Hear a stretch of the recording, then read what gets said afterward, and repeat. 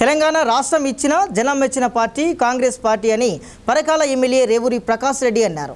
కాంగ్రెస్ ప్రజా ప్రభుత్వమని తెలంగాణలో సుపరిపాలనను అందిస్తున్నామని కూడా పేర్కొన్నారు. పరకాల పట్టణంలోని ఎమ్మెల్యే క్యాంపు కార్యాలయంలో కాంగ్రెస్ పార్టీ 139వ ఆవిర్భావ దినోత్సవ వేడుకలు ఘనంగా జరిగాయి. ఈ సందర్భంగా పార్టీ పతాకాన్ని పరకాల శాసనసభ్యులు రేవూరి ప్రకాష్ రెడ్డి ఆవిష్కరించారు. అనంతరం కేక్ కట్ చేసి కాంగ్రెస్ పార్టీ నాయకులకు కార్యకర్తలకు శుభాకాంక్షలు తెలిపారు. కాంగ్రెస్ పార్టీ ఎప్పుడు ప్రజల శ్రేయస్సు పురోగతి కోసం పనిచేస్తుందన్నారు.